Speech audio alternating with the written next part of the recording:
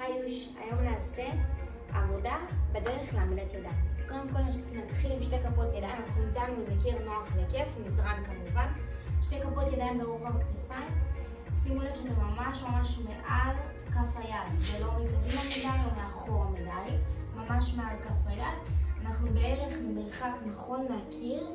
לוקחים רגל אחת, מניחים את האצבעות על הקיר, רגל שנייה, ומתחילים לעשות עבודה כזאת. כמה דברים כאלו, מרפקים נשארים ישרים. אחרי שמצליחים את זה, נשארים עם שתי כפות רגליים ומנסים ליישר אותם, הולכים כמובן בהתאם, אולי קצת יותר רחוק מהקיר, עד שהכתפיים ממש מעל כפות ידיים. במקום הזה מכניסים בטן פנימה, מנתחים רגל אחת, לוקחים שאיפה עמוקה, עוד צומחים למעלה, כופפים את הדרך ומיישרים בחזרה. עובדים על כיפוף ועל יישור, על כיפוף ועל יישור, מרגישים שפה מספיק בטוחים, לוקחים קפיצות קטנות בחזרה למעלה, כל פעם עד שמצליחים איכשהו להחזיק שם למעלה ומנסים להצמיד רגליים.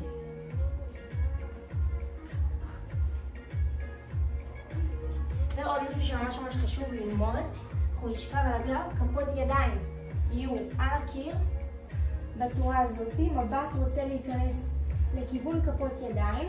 אנחנו ננסה ממש אפילו לבקש ממישהו עזרה ולהגיד לו להכניס לנו את היד מתחת לגב.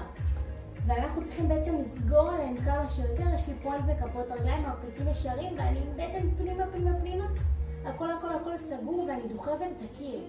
זה בדיוק המצב שאנחנו נמצאים בעבודת ידיים. מקווה שעזרתי.